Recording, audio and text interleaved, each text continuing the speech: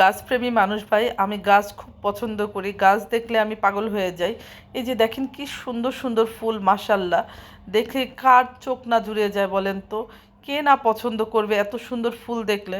তো ভাবলাম এবার যখন তো বাণিজ্য সরি বৃক্ষ মেলা হচ্ছে 2025, তো ভাবিকে বললাম, ভাবি চলেন ওদেরকে পরীক্ষার হলে ঢুকিয়ে দিয়ে আমরা একটু ঘুরে আসি বৃক্ষ মেলা থেকে। তো বললো আচ্ছা ঠিক আছে।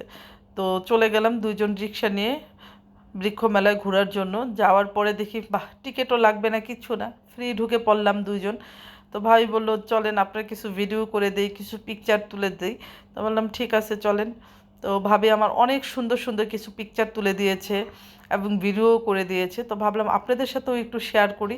সেজন্য আমি আবার একটু ভিডিও করার চেষ্টা করলাম যে কি কি ফুল আসছে, কি কি ফলের গাছ আসছে। আপনারা একটু দেখে নেন। আপনারা যদি বৃক্ষ মেলায় যান তাহলে অন্তত একটা ধারণা থাকবে যে কি কি ফুল গাছ, ফল গাছ এগুলো আছে।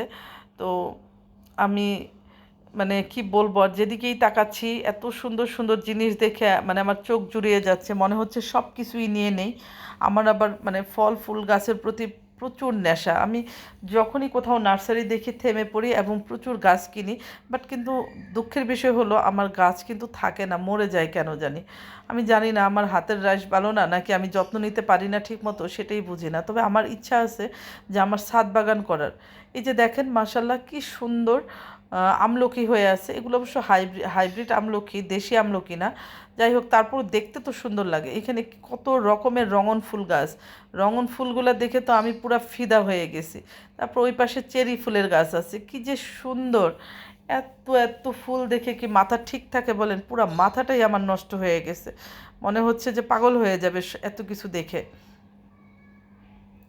তো যে কথা বলছিলাম, ছাদে আমার ইচ্ছা আছে নার্সারির লোক দিয়ে পুরা ছাদটাকে মানে পুরা ফলের গাছ দিয়ে ভরে ফেলবো, ভ্যারাইটিস টাইপের ফল দিয়ে। তো দোয়া করবেন যেন আমার মনের আশা পূরণ হয়। তো এখানে দেখেন এই যে মালটা গাছ, মাশাল্লাহ কি সুন্দর মালটা হয়ে আছে, মনে হচ্ছে কি সব ধরে মানে টপসহ ধরে উঠাই নিয়ে যাই এখান থেকে।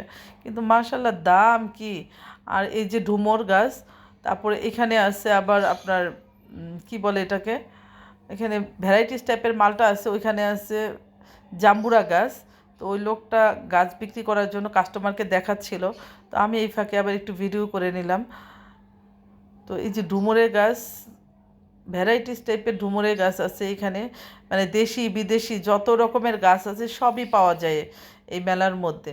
তো আমি ভাবলাম যে আপনাদের অন্তত আইডিয়া থাকলো যে কি কি পাওয়া যাচ্ছে।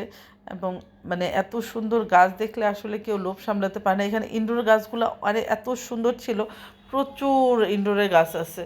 তো আপনারা আসলে এখান থেকে কিনে নিতে পারবেন। এই তো দেখেন, আপনাদের সাথে শেয়ার করলাম সবই একটু একটু করে। যাই হোক, আপনারা সবাই ভালো থাকবেন, আমার জন্য দোয়া করবেন। আমার ভিডিও যদি ভালো লেগে থাকে তাহলে আমার ভিডিওতে অবশ্যই লাইক, কমেন্টস এবং শেয়ার করবেন। কি আর বলবো আপনাদের, আপনারাও যাবেন, সবাই ঘুরে আসবেন বৃক্ষ মেলা থেকে।